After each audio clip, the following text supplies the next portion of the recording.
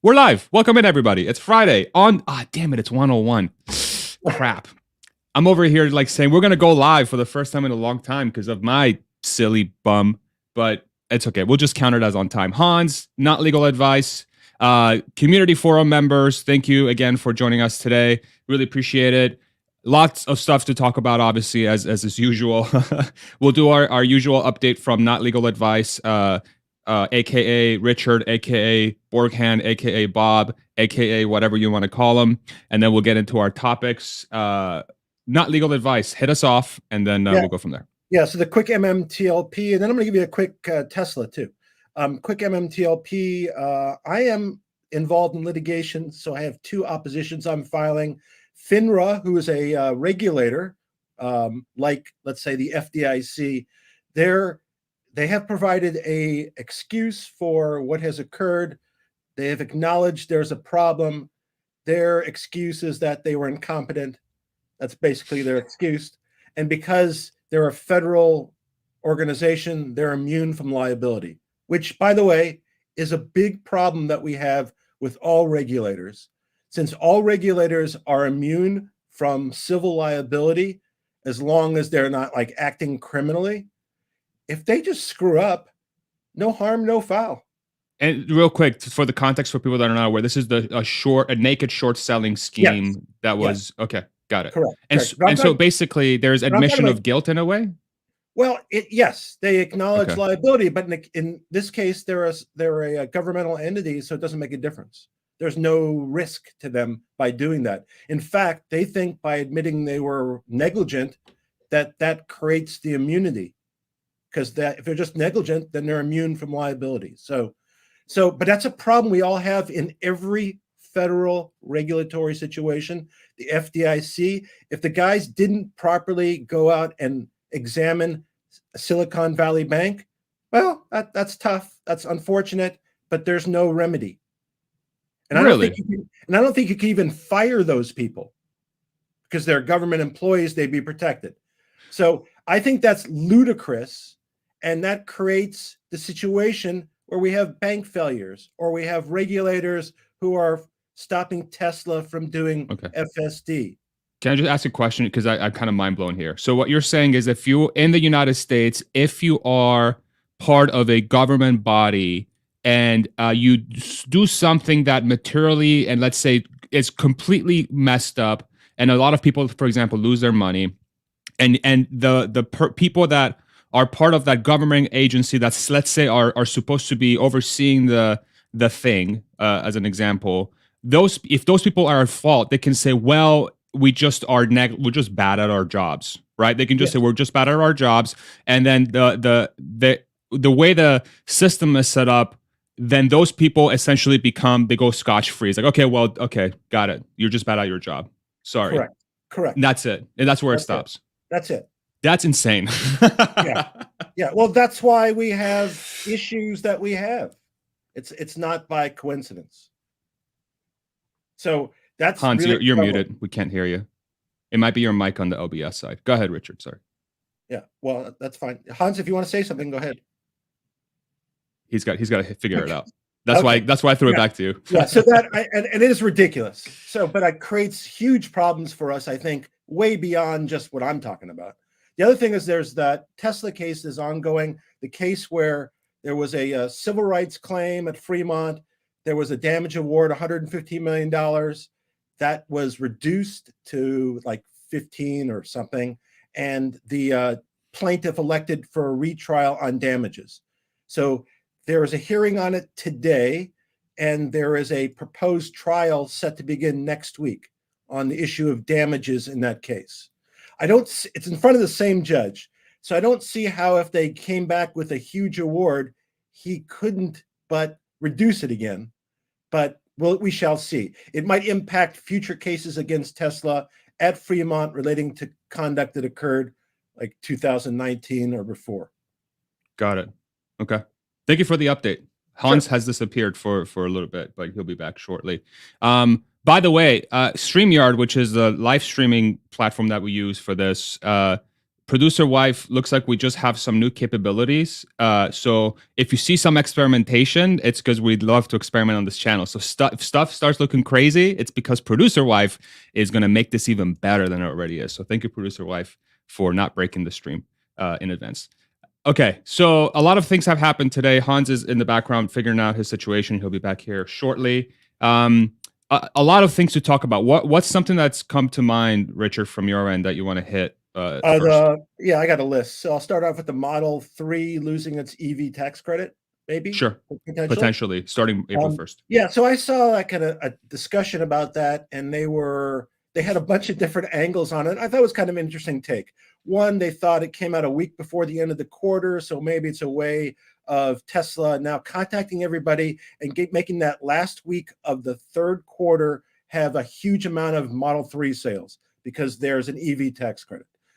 Two, there was a discussion that maybe the Department of Treasury or the IRS is going to modify the regulations, and this was a way of Tesla kind of publishing that to make it really obvious to kind of lead them down that path. Three, they might have an alternative source for the LFP batteries. I think these were LFP batteries from China. They might have an alternative source for the LFP batteries. Four, it might be part of Mexico, I guess. Maybe they're going to make these batteries in Mexico. Five, maybe they're going to get them from South Korea. There were recent discussions, about a factory in South Korea. So maybe the batteries are a part of that. So maybe they're going to, and there's a free trade agreement with South Korea, so they could still keep the tax credit if they got the LFPs from South Korea. I think those are all the points I had as to the tax credit. Got it. Hans, are you back? Can you hear me now? Yes, sir, we can. Sweet. Perfect. Awesome. Real quick, I want to producer wife, if you can pull up the article in the private chat when you get a chance. So just to give a little bit of context on this Model 3 LFP thing. So we all know about the IRA, that Inflation Reduction Act, EV tax credit that went live starting January 1st, where Tesla, for the first time since, I believe, 2018-ish, maybe 2019, I forget exactly when, they lost the ability to offer a tax credit on qualifying vehicles because they hit a cap. Starting in January 1st, 2023, they were. But as of, from some of the verbiage that was put together to drive the bill forward, there was going to be a revision at some point at the beginning of Q2, which is April 1st, where some of the conditions around where the raw materials were sourced from would become a requirement to become eligible for the tax credit. Basically, in other words, saying that you would have to localize your raw material production and your battery production more so, onshoring that, meaning that you do it in the United States versus, say, getting it from China. And the Model 3 lowest model is getting the batteries from China, those LFP batteries, we think. And that's why it could lose the EV tax credit, the cheapest Model 3 that Tesla offers. However, we'll get more clarification on that. I think, like you said, Richard, maybe today. Today might be the day that we get clarification, or tomorrow. Very, very possible, so that Tesla can communicate to its customer base that this is happening. And then the thinking becomes that starting April 1st, the tax credits that the cars are getting will essentially become fixed. We won't have any more variations. And this is all part of the process of the federal government working with regulators and whatnot and automakers to solidify the rules around the Inflation Reduction Act to make sure that it had the right incentives based on how the law was originally written. Did I get that right, Richard? Pretty good? Yeah, I think it's pretty good. I had one additional cynical point. So my cynical point would be if the Biden administration wanted to F with Tesla and kind of reduce their lead over the other, what I'm going to say car makers, but that's being very generous. They could put this as an obstacle and say, well, let's see if we can kind of reduce their sales a little bit by putting this impediment in the way. That would be my cynical view. Okay. Hans, do you have any thoughts on this?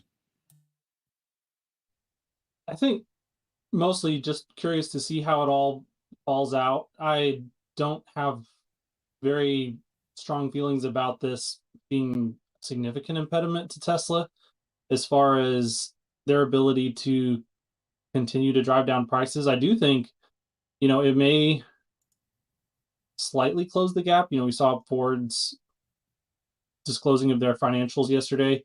So it might, give a little bit of extra help to some domestic suppliers if they can onshore enough. But, I think pretty much everyone's going to be in the same boat. And yeah, Tesla, we just know that they move faster than anybody else. And so I foresee that they'll be probably, in all likelihood, they'll be the first ones to be able to capture the maximum amount of credit.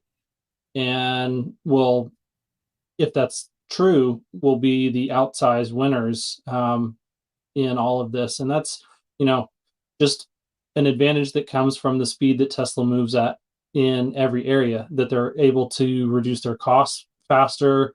They're able to work with their suppliers faster to navigate supply chain disruptions. And so we'll see that same type of dynamic play out here with the EV tax credit, that they'll be able to onshore more production more quickly, get the materials from where they need them more quickly. Of course, they're the 800-pound gorilla in the supply chain, and so they'll be able to get suppliers to move to the right locations and to get the most favorable contract terms. So it is, just curious to see how it all plays out, but I'm not at all worried about how it affects Tesla compared to the competition. Mm-hmm. Go, Richard. Yeah, I say I'm only concerned about how it affects Tesla as compared to Tesla. And I know it's, I think Gary said it's about 5% total of the total inventory.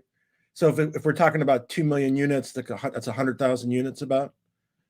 So, I mean, that could be significant. Might, if we're talking about we end up at 1.8 versus 1.9 or 1.7 versus 1.8, it might affect the local value of the stock. So it could be short-term material, I would say.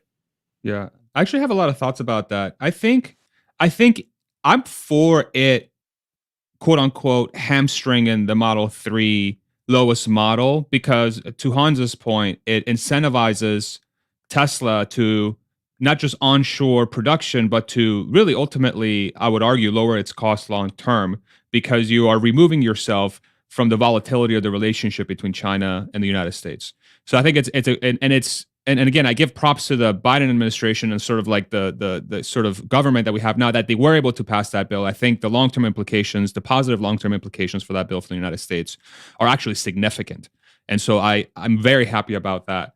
I think the other thing it also does is that it incentivizes Tesla to get this Highland on the roads quicker.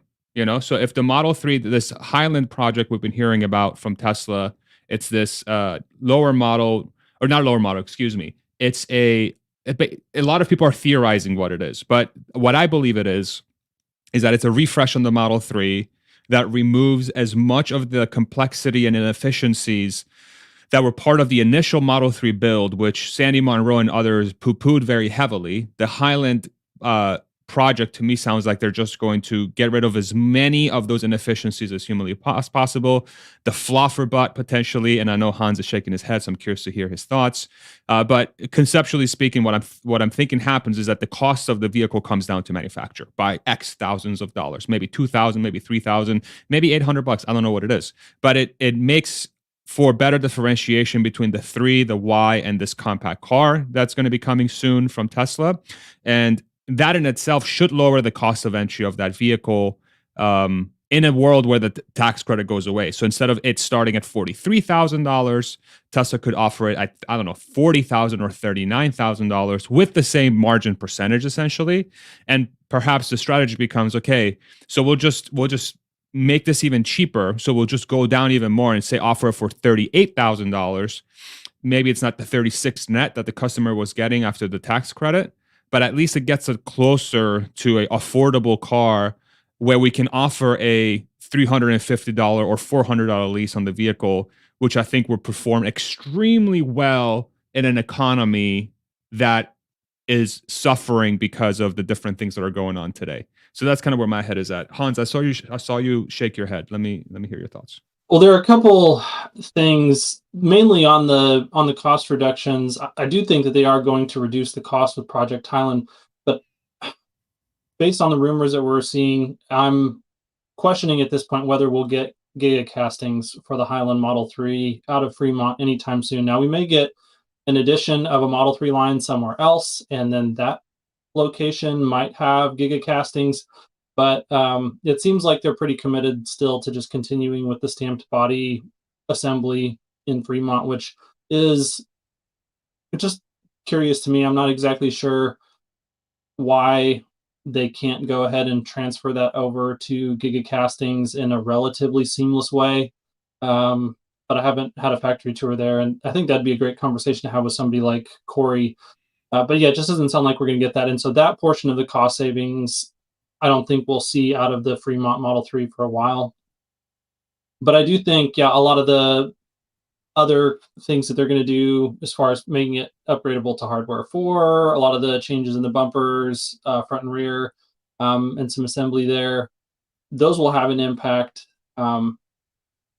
Hopefully they can do some unboxing of the process, maybe a partial unboxing there, where they can get a little bit better operator efficiency.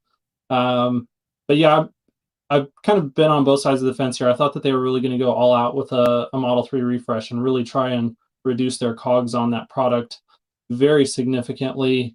But the commentary that Elon had at Investor Day, combined with a lot of the news that we're getting out of the factory, it seems like they're not going to prioritize that at this time.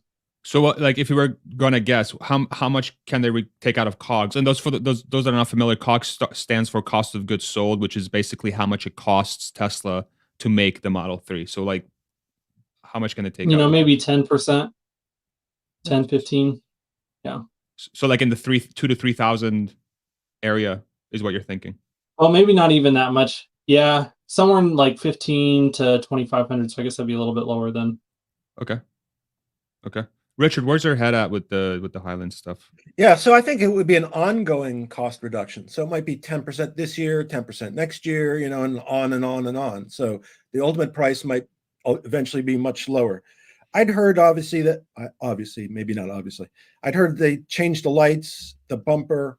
There was a camera in front in the center of the bumper. Maybe they changed the hardware. I presume there's going to be some interior sprucing up. That will be the upgrade that I'm aware of. But what I was thinking of is more the compact car and the new platform. And if that car could cost 10 grand to make, and literally, and I know it sounds ridiculous, but they're into cost cutting. So can we get it down to 10? Can we get down to 15? If we get it down to 15 and we sell it for 20, that's 33% margin. Maybe you sell it for 50. And then I was thinking of combinations you could do. And this is really just to get people into cars, take advantage of the miles. And, if you buy FSD, we'll sell it to you for 15 grand. Take it. And, we're making the money in the FSD. We get the benefit of all the information from the FSD. We kind of invade the market, because at some point in time, if there's just enough cars on the road, it's going to be hard for regulators not to permit Tesla to do what it needs to do with regard to FSD. If Teslas are really the dominant vehicle on the road, it changes everything. Now they're the dominant EV, but over time that's going to change because they're going to populate the market. And since everybody else sucks at making cars, they're going to populate the market at a much faster pace, and the ICE cars are going to disappear because that's how it's programmed. In California, for example, I know 2035 is the last date you can buy an ICE car. They're going to disappear. The facilities for dealing with them are going to disappear. And so that's my babble as to that. So I'm looking for like a really low priced compact with a decent margin, but throw FSD and get the advantage of both. That's like 90% profit on the FSD.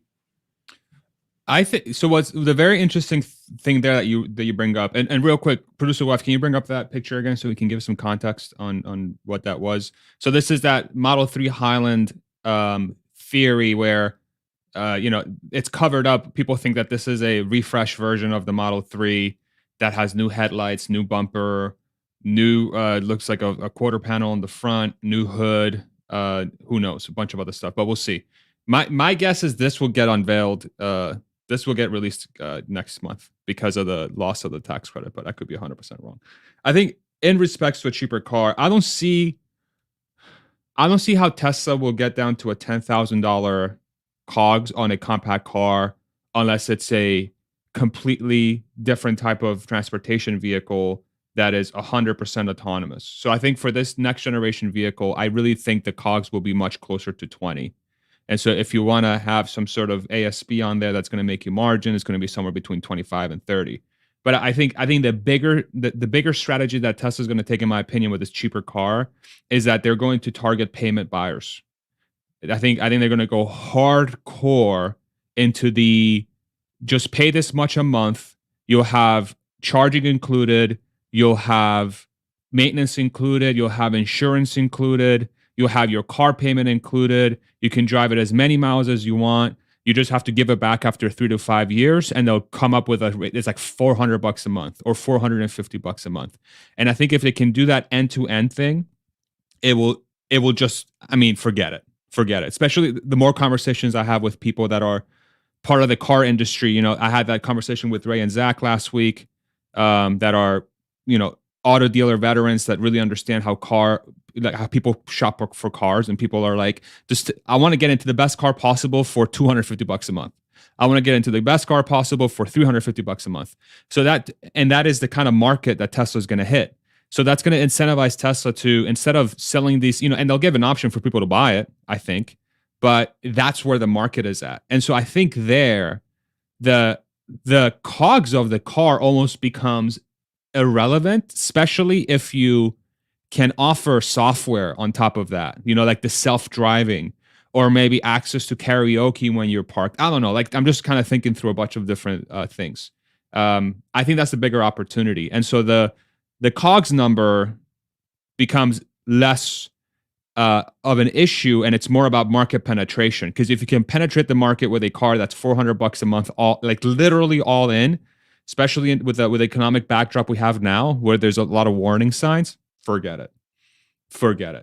Yeah. What you were saying about putting you in for a specific price, that's the old school, right? You'd go into a car dealer, they'd ask you, how much can you spend? Exactly. They would then price the car to fit that. And if there needed to be an adjustment, they'd increase the down payment. That's all they would do. Exactly. And it has nothing to do with really the price of the car. It's really what you can afford to spend. Exactly. And they'll be able to do that with zero down payment, especially with the EV tax credit. If Tesla absorbs the EV tax credit and they pass it on through this lease, and they know this car likely won't depreciate a lot, if at all, if it comes with full self-driving, then really the lease cost of the car just becomes an interest rate, which is completely insane. And then you layer on maintenance plan on a car that likely won't break because it has a 1,000,000-mile battery and a 1,000,000-mile drivetrain. It's likely never going to crash because of full self-driving, but you still charge $400 a month because you're going to be able to charge that kind of price for a car that's just so much better than anything else in this class. But then what percentage of that 400 is profit? It's probably like 50% if the car doesn't depreciate, right? And that's the biggest thing. And I wonder if that becomes a strategic play for Tesla if those variables become true. But that's the kind of potential I see with this compact car, That kind of relates to what we were talking about last week about the financing issues about auto financing, right? Exactly. Because now with the banking issues, there's going to be less financing available for autos. If Tesla can basically finance their own cars and make money financing their own cars at low risk, again, because of less depreciation, then why not? Then I was thinking about Ford, because Ford obviously came out with their numbers and their great profit on their EVs. I guess if they sell enough of them, they'll make money. I guess volume. But I was thinking, where do companies, and like Ford's got to expand. All these companies have to like significantly expand, change their models, and borrow money. And when interest rates are at 6%, where are they going to borrow the money? And how is that not going to kill them? That's just the interest they're going to pay. And then I thought, well, maybe the UAW might loan them money. Maybe there might be some kind of deal where the auto workers, like from their pension fund, if Ford agrees or GM agrees to kind of to keep them around or some accommodation, that the United Auto Workers might be the source of financing for these guys. Can I throw just something in there for context? So you're saying they're going to need to loan money because the profitable part of the business and the ICE is not going to be able to generate the cash flow they need to be able to fund the EV side, right? That's why you're saying they're going to loan. That's actually very interesting. Hans, I'll throw it over to you. Do you have any thoughts around this topic? Yeah, I know that we had a very similar conversation earlier this week about this exact topic and the fact that it is kind of a wide open possibility for Tesla to move into captive financing and to really control their own destiny here, regardless of the state of the economy, the state of whatever the Fed is doing, the state of the banking sector, that they have, a growing war chest, a growing cash balance. Zach has expressed interest in the fact that they've already evaluated doing captive financing in depth. So, that puts them in a good position. Now, what that means for the rest of the auto market is, a whole different story. Yeah. Yeah. It's just such a fascinating development. The whole full self-driving piece, Tesla insurance, the energy plan that they unveiled for Texas, all these things are starting to sort of fall into the equation of it's going to be much more likely that if you're going to reach the lower income brackets where folks, they can't, if somebody who gets paid $40,000 a year and has student loans, they have rent, and they have maybe a mortgage if they're lucky nowadays, and they might have kids. You can't buy a car really because you need to put a bunch of cash, which sucks, right? So like the question becomes, how can we solve that? But in a world where we don't have that capability, then that all-in monthly payment that is as affordable as humanly possible and gives you insane bang for your buck becomes a very obvious play, an extremely obvious play. And I know that you referenced this, but I just want to expand a little bit. If they've got insurance and maintenance handled in-house, they can either, bundle those in the overall total monthly payment at zero margin and just kind of subsidize it. Or, they're pretty good at business. I think they can probably offer those services at lower cost than competitors. And so they can even price those better than anyone else could price them and still make a margin on them. And so you can kind of add up. So you've got a little bit of margin on the car, got a little bit of margin in your insurance, and you've got a little bit of margin in your maintenance. And so you can actually, be doing pretty well on that sale of that vehicle without ever getting into any of the SaaS possibilities that Tesla has, whether that's robotaxis or some sort of FSD service or monetizing entertainment, attention in the vehicle. Like, this is all before that. They have a very significant structural advantage in being able to offer those monthly payments at a high amount of profit compared to anyone else. Yeah. Plus, I was going to say, plus if they're insuring it, then there's no need to make a profit on the body work, on the service work, because they're paying it themselves. They're doing it themselves. And I don't know if you've ever had any dealings with like a body shop. Exactly. There's quite a margin in there. Quite a margin. So the one thing about the banking, I think Deutsche Bank is a bank that's at risk, and it would be it's a German bank. It would have to be bailed out by Germany. There's concerns about it. there's been concerns for quite some time about it, just like there were concerns a long time about Credit Suisse. Yeah. So if Deutsche Bank has to be bought out, again, that will further kind of restrict liquidity for financing. Isn't it amazing how everything seems to be like, it sucks. Like, let's be honest. This sucks. This is really like, it really truly is shitty, because a lot of people that don't deserve to be hit because of this, they will. Like, let's not beat around the bush. The folks that are on the bottom of the income ladder are going to get completely and utterly destroyed here in the next few months. And it's like, it seems quite obvious, and it's incredibly unfortunate. I think what is interesting about this whole thing is that it is opening up a dynamic where companies that are able to offer very affordable services and products are going to have an outsized competitive advantage, especially in industries where it takes years, if not decades, to build out a supply chain and manufacturing processes that allow you to get to that lower rung of the income bracket. And I think that is an underlying story for Tesla that is not being covered whatsoever, that is already coming to fruition because they bought land in Mexico and they've made it official. And the factory that's going to go there is going to create a car that theoretically you would be able to have an all-in monthly cost somewhere around, let's say, $400 a month. I don't know what that number is, but it's that style. And I just find it fascinating that that's just falling on Tesla's lap, it seems like. And they're not doing anything about it. I mean, not that they haven't done anything to make that happen. It's just kind of happened, you know? It's just like the universe it's wild. Any other thoughts around this topic before we hit maybe Ford or something? Because I'm curious to hear y'all's thoughts on Ford. I agree. It's the people's car. Like the I don't like how it arose, but like the VW was Germany's like the people's car. There is something to that. You service and this is not just the United States. This is serving all ends of the earth. This is the antithesis, I guess, of Ross Gerber, what he would want. But this is kind of the mission statement, right? This is how you advance it. You service the widest number of people and the widest geography. That's why this obsession with brand and marketing is so weird to me, and prestige. It's like this, I mean, from the very beginning, I feel like Tesla as a company, their goal has been like exactly what you said. It's get to be mass market so that people can afford it, and it truly advanced the avenue of sustainable transport. And the prestige of the company didn't come because Tesla marketed, it's because they had really well engineered products that blew people's minds.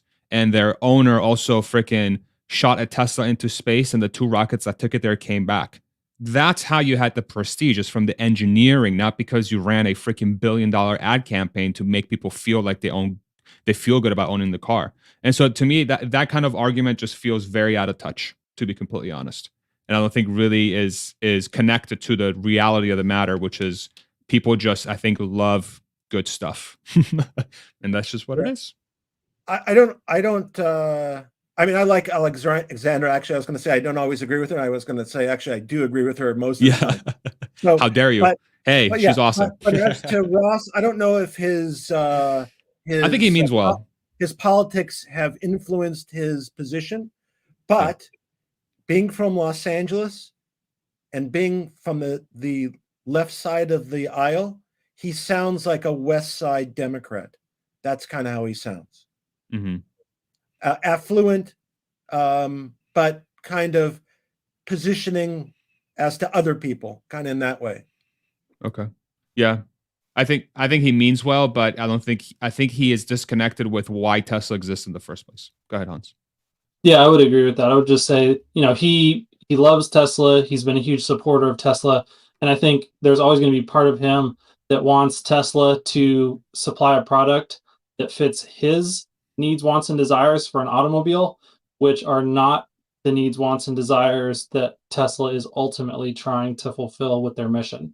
You can never transition the world to sustainable energy by selling $100,000, $200,000, $300,000 cars to people in Beverly Hills. Like, that's not going to do it. And that's what he wants. And he wants a status symbol. He wants something that, will stand out when you pull up at a red light next to, a producer from Hollywood, or, these people that.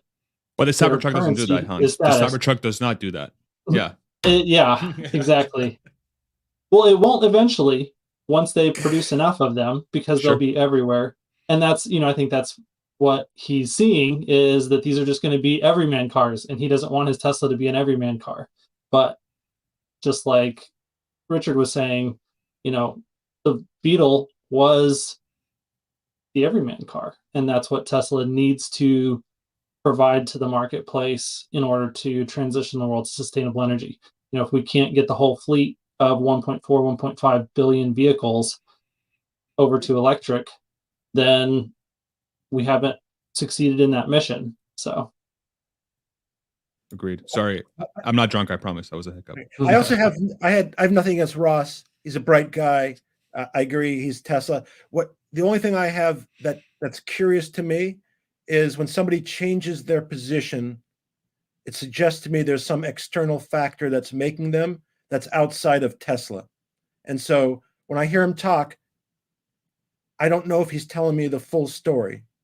I think something else is motivating him. I'm not questioning that he's a Tesla bull. I just think that his attitude changed over the past year and something influenced that change. Well, I think he was quite transparent. I think when he was on Herbert's channel, the sort of what I took away from it was that he owns a fund, and when Elon started vocalizing his political stance, a lot of his clientele came to him asking to sell, and he had to play defense for a long time. And I think that scarred the hell out of him, and I feel for him. And I think that's why maybe publicly he's trying to maybe have his clientele's back. Maybe that's what I'm thinking. An alternative scenario would be he recommended to his client at $400 to buy Tesla, and at $100 he had to find a reason to justify why it went down to 100. And I think that's an equally plausible reason. And that's why, again, that's exactly because there's two. I just gave. And that's why he shouldn't be on the board. Yeah, well, that's he's not the most qualified person available. Sure. Yeah, I agree with that. Hans, did you have a topic you want to hit? No? Richard, I know like the Ford one, I made a video on it. Not sure if you guys had any thoughts on the Ford thing. Yeah. I would love to hear it. It's a freaking disaster. I mean, again, I think without a bailout, pull it up, producer wife. without a bailout, bankruptcy, whatever, and the fabricated numbers, 96,000 this year to 2 million in 2026. If they can get to 200,000 in 2026, that would be good. I have no confidence. I mean, Farley's great, but they are what they are, and in their current state and in their current burn rate, and with high interest rates, and with ICE cars going to decrease in value and position, that's a tough row to hoe. I don't see how they become profitable. I think existing by 2026 should be their goal, not profit. Hans? Yeah, I would agree with that. I mean, I think this lights the fire under their butt, being transparent. I know that this is something that Jim Farley talked about, the reasoning behind disclosing all this information is they have got to get their ass in gear.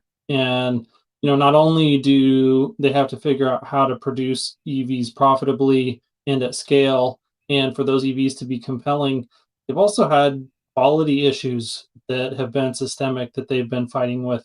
And if you plan to survive over the next 5 to 7 years, you have to get all of those things figured out all at the same time.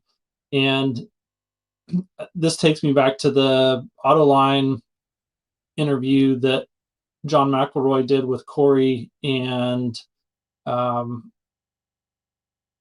Sandy. I can't remember. I think Gary Vasilev. Yeah, there was one other guy there. Yeah. But John specifically said in that interview that there are most of the OEMs that are just structurally, from a corporate structure standpoint, incapable of moving at the type of speed that's necessary. I think this is also one of the reasons for the buyout of a lot of corporate employees at GM, that they needed to drastically flatten the management structure. remove a lot of layers of people so that they can hopefully increase the speed and nimbleness at which GM moves. But they, John did say that Ford, by splitting out the electric segment, has the opportunity to create a whole new management structure that could move at the type of speed that's necessary. I think he said that Ford and who's the other Uh-oh. one? Is Hans lagging for you, Richard, or is it just me? Yeah. Okay. Hans is being transported by aliens to a different planet. Go ahead, Richard. He's in the metaverse, I think. I think. Yeah, I think they just have a different. It's going to be tough. I mean, it's going to be tough. How do they transition and get the capital, losing money, dealing with the unions, having to build either new factories or new production lines? I mean, that's tough. That to me only sounds like, again, a bailout, bankruptcy, something that's gonna save them. And again, I think they're presenting that they would have a profit in 2026. I don't see how that makes any sense. Yeah, producer wife, can you pull up the slides one more time? Go to slide. Let's see. I'm just trying to find it on my end so we can put it up. Page 8. Page 8 on the slides when you get a chance. Yeah, I agree with you 100%. And then the other thing too. So here's that walk that Ford has, and let's do a simple math exercise, right? Because I'll say a positive thing. I see you're shaking your head, and I agree with you. But let's give them credit where credit is due. Okay, they are very ambitious in their plans, and I love that. I think Ford was the very same. Tesla was the very same way in 2012, 2013, 2014. They had these targets, and people were like, "You're the dumbest person I've ever heard." And then lo and behold, they hit it, right? So the fact that they're putting those out there, I think Ford should be given a lot of credit, and I do, like you said, like Jim seems to be Jim Farley, the CEO, seems to be a lot more transparent than most, if not any other peer in the legacy auto industry. However, the targets are very, very, very ambitious. So the blue bar on the left is how much margin they're making now in 2022 on their EV business, which is negative 40% margin, which is equivalent to $2 billion loss in the EV segment. And by the end of 2026, so full year 2027, Ford expects to get to 8% positive margin on the EV business. 20% of that is going to come from scale, or how big and how many units they can ship out. 15% is from design and engineering, which to me sounds like, making it as simple as humanly possible, so on and so forth. 10% is from the battery, the chemistry, and the technology, and then 3% is from all other. And then on the left side there on the scale, so that 20% is tied to 2 million units of production capacity by year-end 2026. So they're thinking they can reduce their margin impact, or they can increase their margins by 20% by the end of 2026 by getting to 2 million unit production capacity by year-end 2026. So and just last year in 2022 they did 96,000. And if you do like a year-over-year comparison, that is an 83% year-over-year, so 83% CAGR, which is significantly higher than Tesla's already just mind-blowing. Everybody agrees on this on the auto industry, 50% year-over-year. So Ford thinks they can go beyond that from a production perspective. Just to put in context, just how ambitious these plans are. Again, it's phenomenal. I love that they're so ambitious, but I think your point is super valid. Is like, okay, but how realistic is it that this is actually going to come to fruition? Because if they don't hit 2 million production capacity by 2026, they're not profitable. It's that simple. Yeah. And so what they're saying is they could do 20x their current deliveries in 3 years. Basically. Yeah, but when they looking at that slide, when I was looking 4 at years. we're in 23 it's now. It's exiting 2026. Okay. Yeah. So when it says 2 minutes, so this would be the little twist. When they say 2 million units of production capacity, does that mean they're actually running a line, and on Tuesday it did 50,000, whatever the number is? Or does that mean they built the building that will generate a capacity? So, because maybe 2 million units, if you say you built the building and eventually you're going to put the line in, and maybe that makes sense. 2 million produced seems nonsensical, to be honest. That's a great question. Hans, go ahead and say what you're going to say, and then I'll try to find Yeah, it's kind of in between those two things. So you build the building and you have the machine, like all of the equipment is purchased, installed. And so it's theoretically, if all of your machines ran at 100% uptime and had 100% quality yield, you would build 200 or 2 million units for the year. Just think about when Tesla, we're still on Austin, right? The ramp up in Austin has been, in my opinion, been slow. And that's with a company that knows what they're doing and has success at it. Ford does not. So kind of projecting like that, I understand why he had to make the projections. He's got to keep his job, right? Above all, he's got to keep the shareholders in check. He's got to keep the board in check. So I understand, but it really makes no sense. And I bet you if you had him on an interview on Community Forum today, he would not express so certainly that 2 million units are going to be produced by the end of 26. I think he would take kind of a more conservative view. Okay. Real quick, producer wife, go to page 26 on the deck and bring that up. It's funny you say that, because the other thing that kind of comes to mind when I think through this is for 2023, I think you said, and they said this on the call too, their year-end production capacity target year-end 2023 is 650,000 cars.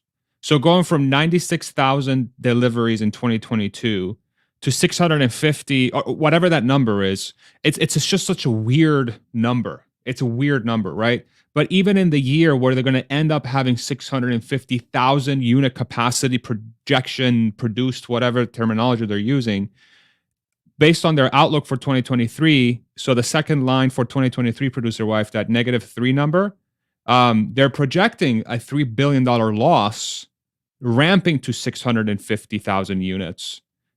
Production capacity, blah, blah, blah. And if we compare that to, say, Tesla's number, when they hit that 500,000 units per year, they were profitable. And so I wonder what that, so part of me says, okay, so are you not expecting to sell these? It's such a weird thing, right? Are you not expecting to sell these? And then the more eye-opening thing from the discussion that they had is that for that 8% margin target in 2026 and the 2026, a question was asked, are you expecting, what happens if you have a demand softness or you aren't able to get to that production capacity? They're like, well, we'll adjust to hit this margin target. That's what they said. We'll adjust to hit this margin target, which is such a weird way of approaching a ramp, right? If you look at Tesla, they're always like, well, we need to get to this number. We need to get to 1 million. We need to get to 2 million. And then when they were asked, okay, so what's going to happen to this margin number? They're like, well, we're going to do whatever it takes to get to 8% by the end of 2026. So to me, it sounds like if they don't have enough demand for their cars, they're going to massively reduce their production. And that's the reality. Yeah. I mean, that's absolutely right. I mean, if he says they're going to get to 8% no matter what, the only way you can do that is by reducing the supply of cars. That is the only way. Yeah. If you're not reducing, you're not, I guess you can increase the price. I guess you could, but that means you'd have to have a super demand. And I don't think he's counting on that. But otherwise, I think you can control price by reducing supply of the cars. Hans? Yeah, I think we've heard a similar type of talking point from BMW and other automakers that, they're most focused on trying to maintain a margin of a certain percentage. We're going to transition to all electric by such and such a date, and we're going to do so while maintaining margins of blah. And, only an MBA would say something retarded like that. This is not the way that engineers think. And, there's lots of ways that engineers can drive a company into the ground. This is not one of them. And Elon, being an exceptional engineer who's also exceptional at business, knows how to do things from an engineering first principles manner without driving the company into the ground. And so he's looking at any and every opportunity within the entire business to cut costs, and you achieve your unit goals and your margin goals by ruthlessly reducing costs in every area of the business. You can tell that most of these management teams are not hardcore about reducing their costs because it's too politically difficult. There are too many stakeholders that have too much skin in the game, who hold too many of the cards over their head for them to be able to go to, whether it's their union, whether it's their suppliers, whether it's their board, whether it's their shareholders. There are too many cooks in the kitchen for them to be able to do this at the scale.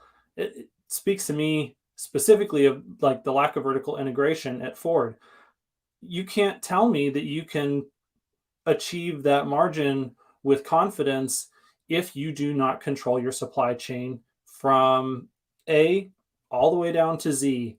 There's too many moving pieces that you don't control. And so then what are the levers that are left for you to pull? Well, it is just volume. Like, I'm going to ramp up and down volume so that I can try and maintain the pricing power that I want. Because, you know, if all you control is the supply side, you don't control the demand curve, and you're not controlling the competition, which is setting the price. The only lever that you have to pull is how much supply. I think I may have said, you're not controlling demand, you're not controlling price. All you have is supply. And so, but they're not trying to transition the world to a sustainable energy future. And so if they fall short of volume goals in order to maintain margin goals, then they're okay with that. And, you know, maybe if we have enough companies that do that, it'll be okay. But it just does not sound like a group of companies that is in control of their own destiny, or a place where I would invest any dollars and expect them to be safe. Garbage. I was going to say also, interestingly enough, perhaps it could be good for Farley in a way. If he's projecting some capacity and they don't reach that capacity, that means on the EV side, they'll have less of a loss because they're not making money on these cars anyway. Paradoxically, right? Yeah. So maybe for him going to the board is, we're doing a great job, and we projected $2 billion in a loss in 23, and we only lost $1.5 billion. We did great. So maybe that's kind of a fallback protection for him. So he gives the unreasonable number. They're not going to reach it, but they end up with less of a loss. I think that depends on capital expenditures, because a lot of the loss is really dictated by the overall amount of money that they're spending. And so if you can distribute that over more vehicles, then you can show better margin, even though the total loss is the same. But what happens in a scenario where, again, I think it's very important to keep the economic backdrop for the next few years in mind as well when it comes to Ford. What happens if, say, the economy does hit a soft patch in the next year or two, and folks just can't afford a $50,000, $60,000 car? They just can't anymore, EV or not EV, right? And say, apples to apples comparison, it's getting tougher to choose the Ford over the Tesla or the Hyundai or the Kia or the whatever. What's the likelihood that Ford is going to be able to eat enough into the market? And if their only successful vehicle is a pickup truck, the EV pickup truck, which one's going to make them more money, the Lightning or the F-150 series that's gasoline? And which one would they rather cannibalize which one, right? So like those are the kind of, I think, that's the dynamic that Ford's playing with for the next 2 to 3 years. And a big tell for me on Ford's call yesterday, I guess it was, or 2 days ago, whenever it was, that I think solidified that a lot of these targets are very ambitious, but I don't believe they're actually proved out, is that they still believe the gas car business will grow. They said it on the call. We think Ford Blue will grow. It's a growth business for us. I'm like, okay, talk about hopium. Tesla bulls, Tesla folks get called, hopium people constantly, right? I'm like, okay, all right. I mean, Okay. if they can transform the overall business culture to one that iterates at least 2 or 3 times as fast as it does now, there is a potential because the world is going to need a lot of cars and more cars than we'll have supply for EVs. And so if they can just not be the slowest person running from the bear with their ICE business, they actually do have an opportunity to grow. And I think, that would be the same for all of the major OEMs, that they've got to get their butt in gear. But it's only like that only extends a little bit of runway. Yeah. I don't see how you grow the ICE business at the same time you grow the EV business while you're losing money and interest rates are high. I don't see that as a successful equation. Pace of innovation cures a multitude of ills. And that's what I'm saying. Like, the only way that they can do all of those things is if they get way better at moving way faster today. The only way they could solve those problems is if they were Tesla. Exactly. Yeah, it's quite fascinating. How do you guys think about Tesla's 2023 and 2024 in comparison to what Ford is doing, right? So like one of the common things that I hear is like, well, now that Tesla has dropped their prices at the beginning of the year, it shows that their profitability is going to go down.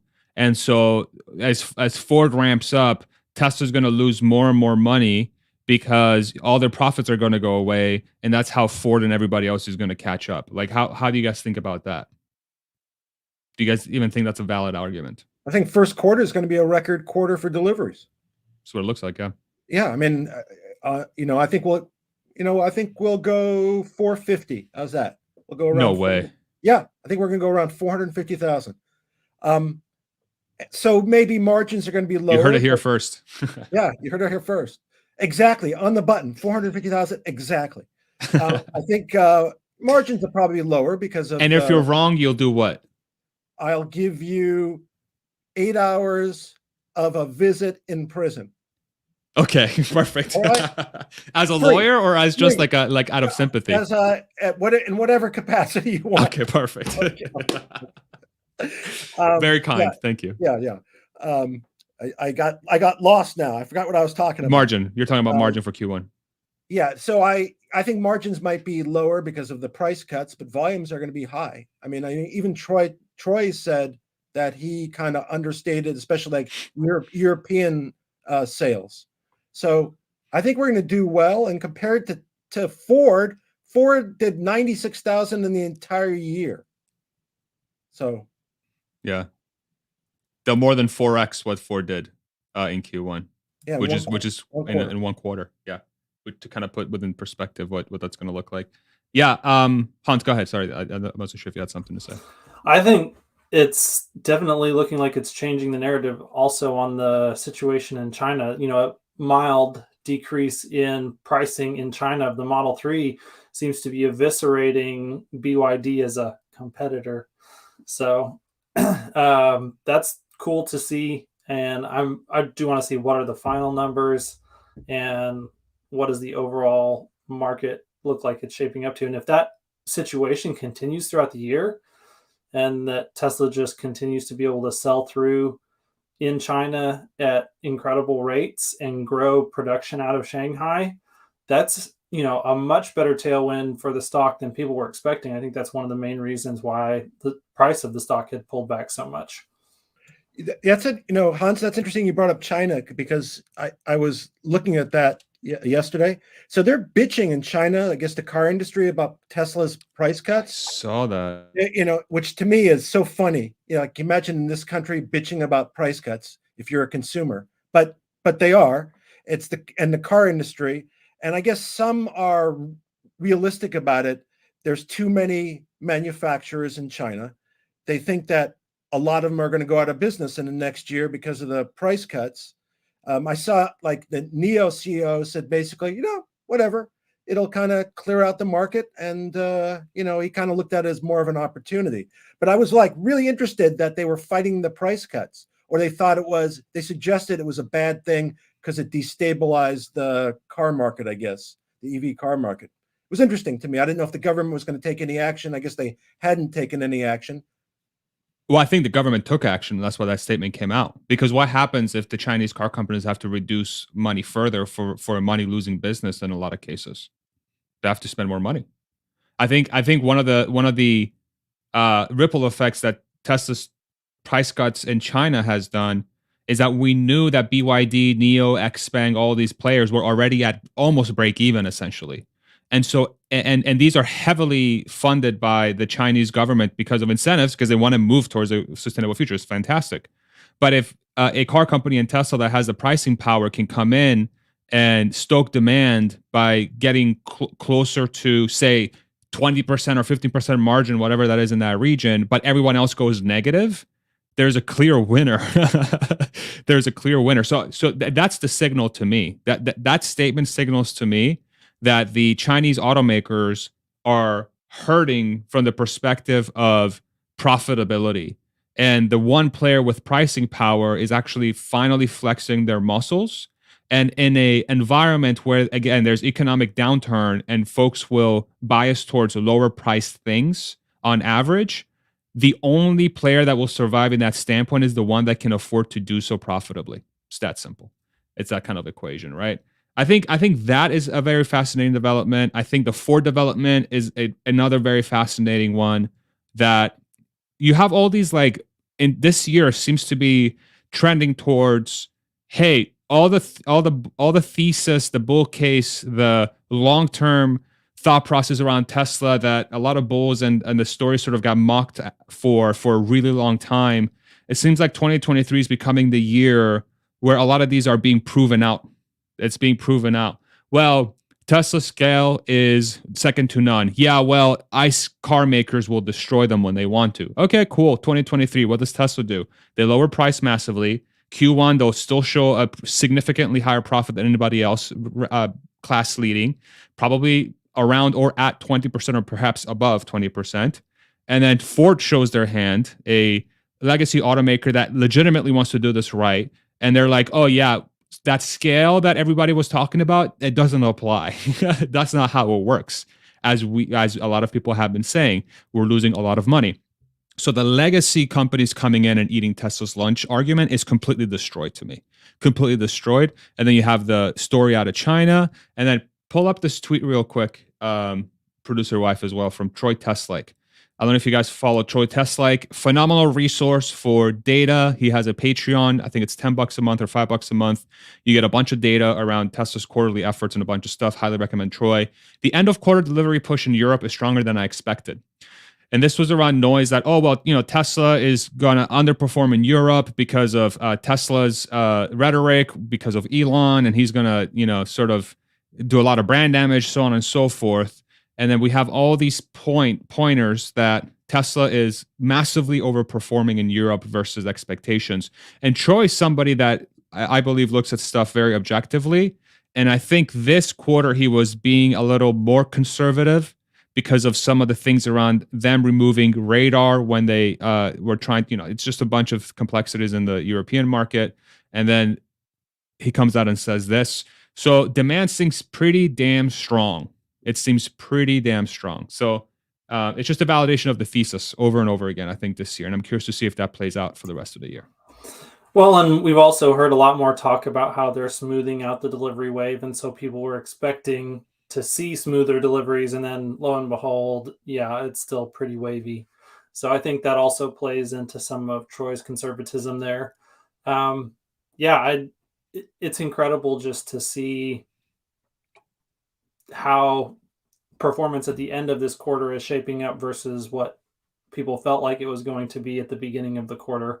And once again, just reminds us, you don't count Elon and Tesla out just because everyone thinks that they can't do it. It kind of reminds me of, basically trying to bet against Secretariat at the Belmont after already winning the Kentucky Derby and the Preakness. Oh yeah, Secretariat's going to totally choke and fail. All these other horses, they're going to totally outcompete in this race, only to be absolutely destroyed. Do horses choke? Are horses known for choking, like LeBron think James they- in the I think they finals? can. Oh, snap. I'm kidding. And by the way, Secretariat is my favorite horse ever. Ever. Fun fact. Yeah. The I was greatest gonna ever. say, yeah. I think Troy estimated low because if you look back, his error rate in the last 2 quarters was he over guessed by like 4 or 5%. So I think he was being conservative to kind of take that into account. The other thing I was going to say, it's interesting about Europe because that involved Europe. The EU at the same time is trying to, or I think it's the EU in total. They're trying to roll back the end date for sale of ICE cars in the EU, which is interesting. Rollback meaning make it further out. Yeah. Is that what you Yeah. mean? Okay. Now it's 2035. I think it's still that 2035 date. Now they're trying to extend it, I think, to 2045. And maybe it's an issue of battery supply. I don't know what the reason is, but I know that they're trying because I saw a story on that yesterday. Okay. Yeah, that actually reminds me of a callback from earlier that I meant to talk about, and that's the fact that I do expect European battery supply to, when it's all said and done, end up qualifying for the IRA in the United States. So I think that will also be a tailwind that some people will be able to take advantage of. Interesting. So you're thinking manufacturing in Europe will count towards IRA in the US? Yes.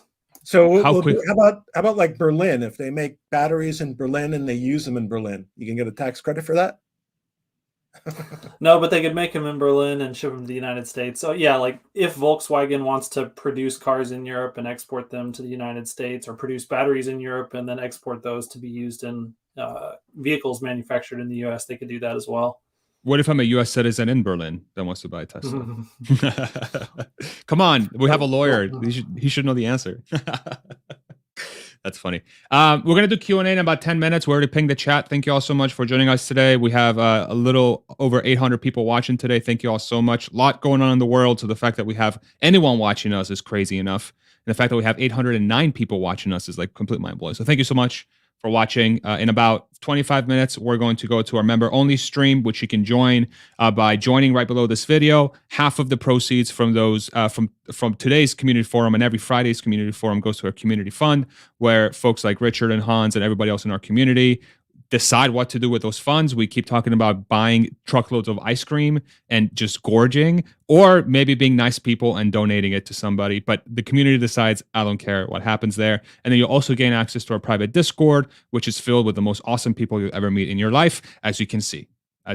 So what's the last topic here before Q&A in about 7 minutes? What's going through your mind? Is there anything you guys want to hit, or should we do extended? How are you guys thinking about this? I like the Q&A, so I'm open. Yeah, I'm good with an extended Q&A. Okay, nice. Well, extended Q&A it is. So producer wife, when she gets the chance, she's going to have to multitask. So she's going to have to end the poll, and we're going to have to see the results from our poll. And then she's also going to bring up our first question. And then from that point forward, she'll only bring up the best ones, only the best questions, which is every single one of them. I might as well ask one question before we get there. Yeah. Is there anybody have any idea, seen any reference to that second Gigafactory that's supposed to be announced upon the groundbreaking of the Mexico Gigafactory? Not yet. Okay. Yeah, still waiting. I'm guessing at some probably end of April, if I were to guess. So the question was, will Ford hit their 8% margin target and 2 million production run rate by the end of 2026? 89% say no, 10% say yes, and 1% don't exist. Poll complete, 175 votes. So a lot of confidence in Ford in this poll. Jim, if you're watching this, I believe in you, bro. You guys can do this, okay? Jim Farley. Go ahead, Hans. I was just going to say, I wonder if they haven't finished negotiating the location yet, if there's still maybe two locations that are left in the running, and that's why we don't know what the next one will be. The only thing I would say is it would have to be someplace that has a free trade agreement with the United States. So that would be anywhere in Europe, really? South Korea, I think anywhere in Europe, Canada. Yeah. Okay. I think that makes sense. Okay, let's do Q&A. Producer wife, hit us with the first one, and then we'll see what comes up. T. Nelly, longtime listener. What's up, T? Question. Given the macro market, will record deliveries in Q1 meaningfully move the stock price, or will it take major events like a Fed pivot and Cybertruck production? Love your thoughts. Thank you very much. Richard and then Hans. What do you guys think? Yeah, I think it will support the stock price. I think Cybertruck will move the stock price. I think one of the things that we kind of needed to support the stock price, we actually got this last week with all of the banking crisis, and that is liquidity being pumped into the system. The Fed can call it whatever they want, but they just reversed 2/3 of the quantitative tightening that it took them several months to do in the course of a week. So as long as the money printer goes back to Burr, then there's a lot of upside potential for equities from that standpoint. There's also a lot of risk right now in the system for risk assets, which Tesla is one of. So, it's hard to say how that will play out, but we at least have one tailwind at the back right now. The most interesting thing about the whole QT thing, real quick, the quantitative easing, or like the thing that the Fed did to rescue the banks. The one argument I'm hearing is like, well, it's not QE, it's repossessing of assets. I'm like, bro, there's more money in the system. Who cares? Like, that's just what it is. Why are we overcomplicating this? This is why we're here in the first place. We're overcomplicating shit that shouldn't be overcomplicated. It's just so simple. More money out, more inflation. Easy. More money out. More chances. Yeah, more money to the banks means it's more money out into the public stream. Also. Exactly. More it's so weird. It's like technicalities. It blows my mind. I think it gets caught up in terms of like the government bailout versus how it's done, because I don't think they want to call it a bailout. And theoretically, it's raising money from all the financial institutions. I think ultimately, if the institution fails, it's a bailout. Exactly. 100%. Couldn't agree more. As far as this comment goes, I'm going to say something very controversial. I think buybacks will be the biggest signal that Tesla's liquidity and its financial positioning is the strongest in the market. And I think if they buy back, I think that's a bigger signal than any deliveries they do, because that signals that their cash position is perfect. They'll never need to take a loan. Their cash flows are good, especially in a tight environment. What do you guys think about that? But go ahead. I have one question. If you had to pick between Tesla pursuing captive financing or doing buybacks, captive financing, 100%. Yeah, but to me, the signal of the buyback is more important than the actual the net effect of the buyback. Is what I'm saying. The signal is sent to the market. Mm-hmm. Yeah. I was going to say is Elon's been pretty conservative in terms of his economic forecast and his commentary on Powell, and he believes that it's been destructive, etc. So if he really believes that, it would be hard for me to also believe that he'd be quick to get rid of cash. But that's what I'm saying. That's if he were to do that, imagine the signal that sends. No, yeah, and I'm saying that it would be difficult if that was his concern for him to get to that point where he'd actually be willing to get rid of the cash. Understood. Great question, Tinelli. Not financial advice, by the way. We don't know what we're talking about. Just three morons. Actually, one moron and two really smart people. I shouldn't be calling. What am I doing? Come on. I definitely qualify in the moron camp. You were correct with your three morons. Two morons and a lawyer. So I don't know which one's worse. Just kidding. Next one. Media Cafe Online, LLC, community member. That's why he's got a badge. Thank you so much. Question. Without a strong gross margin, Ford, Volkswagen, and or Toyota, how will ICE cars? I think it's GM, not gross margin. Let's try again. Here we go. Media Cafe Online LLC. Thank you so much for a question. Community member because of the little symbol. Question. Without a strong GM, Ford, VW, and or Toyota, how will ICE cars be replaced in any reasonable amount of time? 2035? That's a great question. How do you guys think about this? I think if we lack supply, it may be even longer than 2035, because we get back to that. We repeatedly go back to that chart and that dead zone if there's not enough production, and we talk about it and we see the legacy being inept, and I think it's still in play. And as long as they're inept, the longer that date gets dragged out. I just want to make a comment. Every time you lean like to the side. You always look like Phantom of the Opera because it's only half of your. I just want to make a comment. Just there you go. Much better. Thank you. Go ahead, Hans. Yeah, I think that just like a lot of the other areas of the economy right now, when they get in trouble, we see some sort of government intervention. That's going to be something that is undoubtedly on the table for these companies, GM, Ford, VW, Toyota. They employ too many people. They're too politically connected. The UAW is too large of a player for all of these companies not to get some assistance. And so they may not be strong, but with the support of global taxpayers, something will work. Yeah. And I think the question is what? Sorry, I didn't mean to interrupt. I was going to say the question is exactly how does that play out? Also, the question is, what happens if there's a different administration? I mean, is a Republican administration as likely to assist the unions? Probably not. That's a fascinating question. That the 2024 election is going to have some repercussions to this for sure, 100%. I think it's going to take forever to replace gas cars. So I think we're talking more about 100% EV sold each year.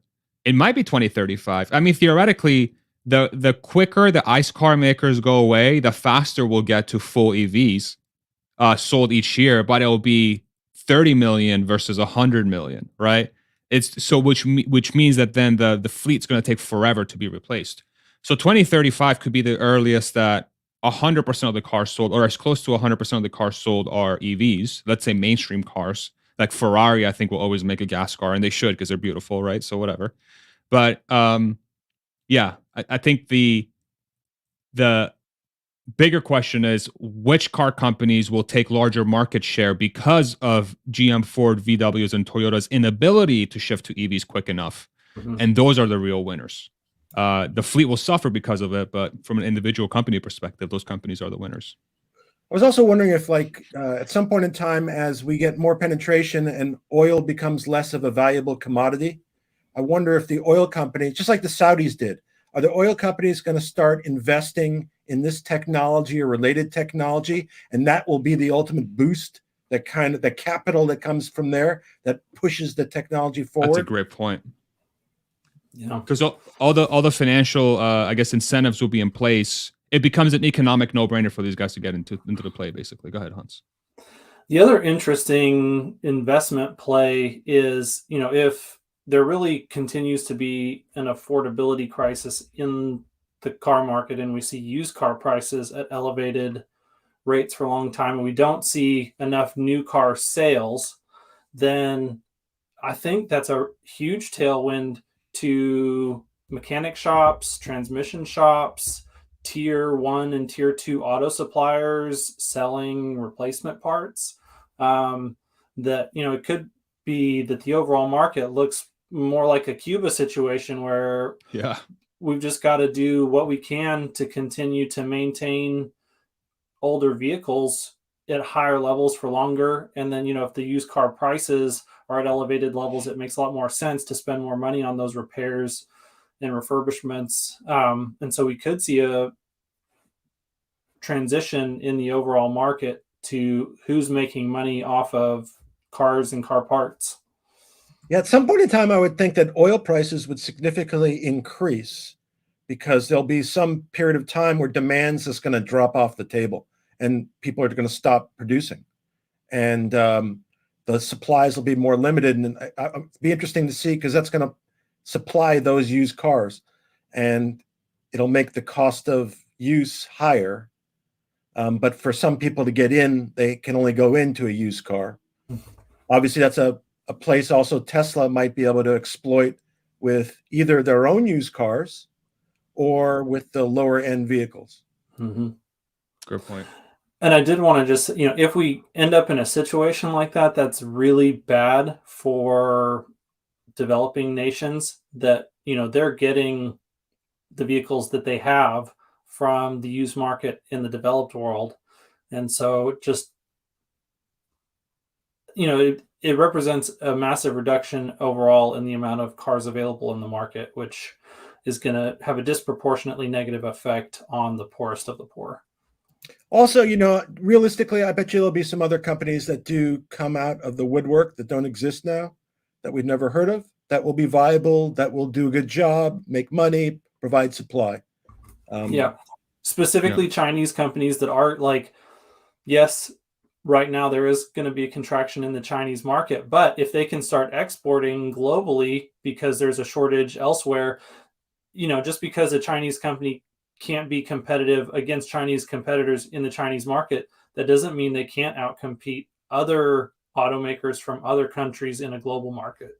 Also, we have to look at it in the big picture. That might be the means by which the United States and China have a way of kind of resolving their differences. If the Chinese need the international market, just like the United States needs the international market, then they have to play nice with each other. So maybe there's a détente that will arise out of that necessity. You just use a French word on us, détente. What does that mean? Let's say they will reach some type of agreement, not to fight, not to argue, like a truce. A truce, not a full resolution where everybody goes out and celebrates and everybody's happy. Gotcha. But it would be a better position, obviously, than we are in now. Got it. I like détente better. Next question. I always learn new words. Probably because English is my second language. Severin Lomberger. Oh my God, Severin. I'm so sorry. Longtime community member. I'm sorry for butchering your last name. Severin, you're the man. Question: shouldn't Tesla fight back harder against lies and disparagement through legal action with lawyers? Maybe we should. I'm curious to hear our lawyer answer this question. Hans, go ahead. I'm kidding. Go ahead, Richard. No, I think they are. I think since they established or improved their legal team starting about June of 2022, and I've seen where in the past they just kind of let things go, that they've responded. I think they're much more active.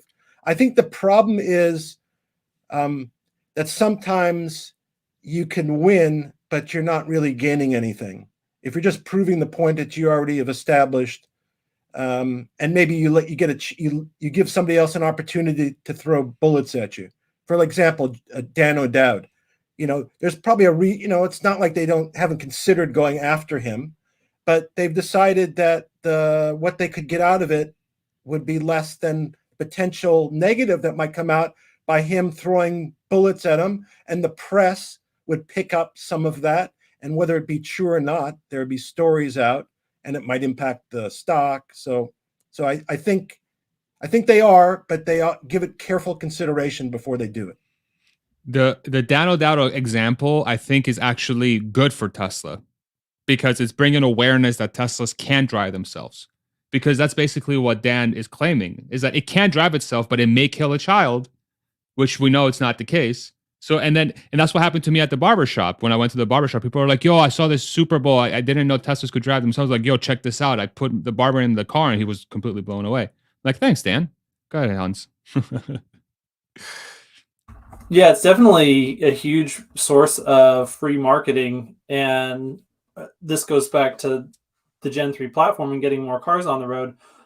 People can crap on it all they want. If there are enough cars on the road with enough Tesla drivers who can actually give people rides and do the butts in seats thing, then people can lie about it all they want. There will be someone who can give you direct firsthand experience to counteract those lies within your immediate circle in short order once we reach enough deliveries. And I was going to say an exception to this. So I think there should be an exception to this where there's like a short report that provides false information. So like yesterday, there was a Hindenburg report that came out against Square, and Square, I think, dropped like 20% pre-market and was down 15%. And so our friendly comrade who was with Twitter denies that there's anything to the report, and they're going to put out their contrary report. But that might be a case where you would sue them and to establish that what they were claiming was not correct. And it wouldn't necessarily be for the recovery, but just to establish the truth. Yeah, that's a great point. I think from my standpoint is like if it there are certain things they should go after is the way I view it. Like sometimes any attention is good attention. I think the Dan O'Dowd one is good attention, believe it or not. I really do think so. I think because it's such a weird thing. It's so obviously I believe is just it's a huge conflict of interest that person is running that campaign. It's completely mind blowing that he owns a competing product and he's doing like it's clearly it's just marketing for his own product. Is really what it is. It's just disguised as a trying to save people. You know, Yeah, I can't believe that he doesn't appreciate the fact that he has no credibility. right? Right? It's That's mind blowing. yeah. It's so weird. Great question, Severin. Thank you so much for continuing to support the channel. You're the man. Always love your and that how cool was that thing you shared on Discord for like the drone thing that he was working on? Yeah, Well, Severin is the I man was- for people who don't know. for real. He's like He's got legitimately the serious man. chops. And look at how handsome he is too on the profile picture. My God, could be a model. He probably is. Next question. I don't think We'll that was support. him. Okay. We'll just assume it was. Hadouken, $5 super chat. Thank you so much for your support, brother. Another longtime supporter. Question: how do you think right to repair will affect Tesla in the future? Great question. How do you guys think about this? Well, there's a attempted class action, I guess, that just started to ban Tesla's limitation to their own service centers and qualified service centers. It just was filed. So it'll take a while to run through. Although I could see a very good argument that Tesla could make that they should only allow qualified shops to work on Teslas. And the only reason they don't let non-qualified shops work on them because they don't have the experience, the competence, and it could be a safety hazard. Hans? I just want to see the free market work here. I definitely think it's a good thing that people are pushing back on Tesla for this. You know, we've known that the service experience for Teslas sometimes is fantastic and sometimes is awful. And so this does put pressure on them to increase the quality of the service that they do provide so people are not miffed about not being able to repair it themselves. And B, I think it is something that Tesla should have to consider who can work on Teslas and who can't, and what are the qualifications that they need to have in order to do that well and provide a good experience to the end user and the owner. If we are thinking far enough in the future, you know, if Ashok and the FSD team can really execute on the don't ever get into a crash ability, then you would think that the overall need for repairs would be drastically reduced, and this would become pretty close to a non-issue, except for people wanting to do mods, and you know, that's kind of a whole nother use case. And with all respect due to my profession, most of these issues just involve some lawyer who wants to make a buck. That's what it comes down to. It might be I'm not saying there might not be a justification, but there has to be some lawyer who sees something and wants to, generate some income. Again, maybe justified, maybe unjustified, but ultimately that's usually the source.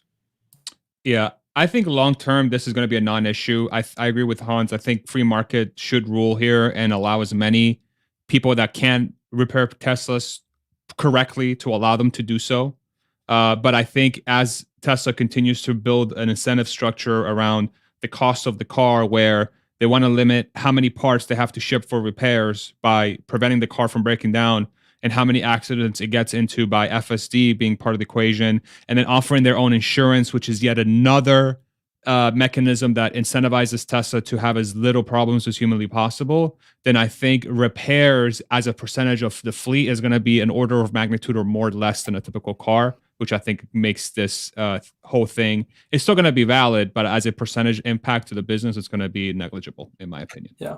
I'm sorry. Go ahead. I was just going to say, go back to Investor Day and think about in their supply chain, they talked about how they're already proactively shipping parts to perform repairs based on feedback that they're getting from the car itself. So if the car knows, hey, this part just got damaged, Tesla's already acting on that. If they can continue to improve that process so that your car needs to be fixed, it knows before you know, and a mobile service tech comes and fixes it before it bothers you, I don't know how many people are going to care about right to repair. Exactly. And I guess the other issue that might come into play is the warranty issue, because the warranty sometimes require you to go to a certified repair shop, or else you blow the warranty. So maybe you'd have the right to go somewhere else, but then you risk blowing the warranty. That might be the trade-off. Here's a question to, I guess, the audience, but also to both of you. How did you feel about the warranties that Tesla offered? Well, you bought the car? No, so they just the new ones they just announced offer. New warranties, and it's like 2 years, 20,000 miles, something like that. Yeah, I thought kind of worthless in my opinion. No powertrain, no battery. Those are going to be the most expensive items, kind of. So, I mean, there's maybe some value if it's cheap enough, but I really wasn't that impressed. You know what my theory is?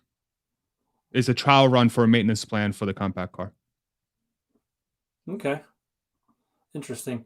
I just thought that they were pretty disappointing, like for face value. It's like these warranties do not convey confidence in the reliability of your vehicles. Like, I mean, come on, where's a 10-year, 100,000 mile powertrain? Like, if your batteries are able to perform and your powertrain can do what it says it can do.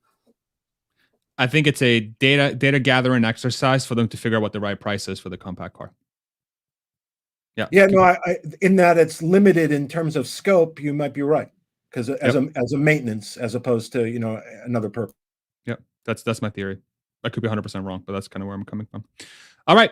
An hour and a half in, we're going to shift over to our member-only stream. Thank you all so much for supporting the channel. If you do want to be part of the member-only stream, you just got to click join right below this video somewhere. I don't know if it's here or where Hans is at. Make sure you hit like if you're enjoying this content. It shows it to more people. Subscribe if you want to see us 3 ugly mugs again, plus other beautiful people as part of our community to be part of this conversation. As always, these community streams on Fridays, half of the revenue from the videos, from ads and super chats and everything go into our community fund, where people like Richard, Hans, and everybody else in the community get to decide what to do with those funds. And that number is getting bigger every single week. So thank you all so much for watching. Thank you all so much for skipping the ads and super chatting and everything. Hopefully those funds go to a good cause, and I'm sure they will, because my community is freaking awesome. To all the mods, as always, thank you all so much for your amazing work in the chat. The community, thank you very much for a super engaging, respectful conversation. Thank you, Hans. Thank you, Richard, for your continued support and just great conversation. I always look forward to these Fridays. And last but not least, of course, to producer wife. Great job, babe. Well done, as always. Rock star. The real shining star of this show, not these 3 bozos. Thank you all so much. We'll see you on the community only, on the member only stream, and we'll be there in a few seconds. Bye, everybody. Take care.